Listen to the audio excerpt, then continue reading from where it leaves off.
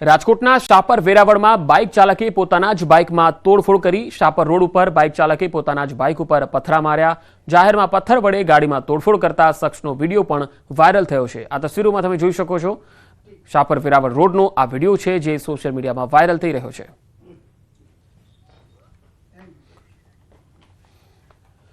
ભાવનગર જિલ્લા પંચાયત હસ્તકના ત્રાપજ આરોગ્ય કેન્દ્રમાં શ્વાન કરડ્યા બાદ હડકવો ન થાય તે માટે આપવામાં આવતી વેક્સિનની એક્સપાયરી ડેટ ચાલી ગયા બાદ લોકોને વેક્સિન આપવામાં આવી રહી છે। અત્યાર સુધી 6 લોકોને એક્સપાયરી ડેટવાળી રસી આપવામાં આવી દીધી છે, જેમાં નવાગામ, અલંગ, ગોરખી અને ત્રાપજના રહેવાસીઓ છે।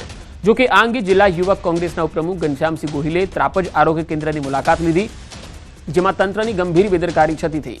આ અંગે ભાવનગરના મુખ્ય જિલ્લા આરોગ્ય અધિકારીએ જણાવ્યું છે કે તપાસ કરી જવાબદાર સામે કડક કાર્યવાહી થશે। તમામ આરોગ્ય કેન્દ્રમાં એક્સપાયરી ડેટવાળી જે દવા છે એની પણ તપાસ થશે। દવાની એક્સપાયરી ડેટ છે કે કેમ એ પણ ખાતરી કર્યા પછી રસી આપવાનું હોય છે, પરંતુ આ કેસમાં એક્સપાયરી ડેટની દવા આપી દેવામાં આવેલી છે। જે તે સ્ટાફની ભૂલ છે એની અમે ખાતરી કરી રહ્યા છીએ અને સાંજ સુધીમાં જે કંઈ જવાબદાર હશે એના સામે એક્શન લેવામાં આવશે। આ એક આરોગ્ય કેન્દ્રની અંદર દર્દીઓ સાથે ખૂબ મોટા પાયે ચેડા થતા હોય એવું જોવામાં આવ્યું છે। આરોગ્ય અધિકારીનું વિરોધ પક્ષના નેતા તરીકે ધ્યાન દોર્યું છે।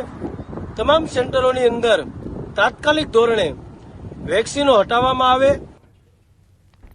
વડોદરામાં તસ્કરોએ મંદિરને નિશાન બનાવ્યું। ભાયલી સ્ટેશન સ્થિત જૈન મંદિરમાં ચોરીનો બનાવ। દાનપેટી સહિતની કિંમતી વસ્તુઓ ઉઠાવી ગયા। મંદિરમાં ચોરીની ઘટના સીસીટીવીમાં કેદ થઈ છે। 2 તસ્કરો મંદિરમાં ગર્ભગૃહ સુધી પ્રવેશ કરી ચોરીને અંજામ આપ્યો। એક તસ્કર બહાર ઊભો રહી રેકી કરતો સીસીટીવી ફૂટેજમાં પણ દેખાયો। અટલાદરા પોલીસે સીસીટીવી ફૂટેજના આધારે તસ્કરોની શોધખોળ હાથ ધરી।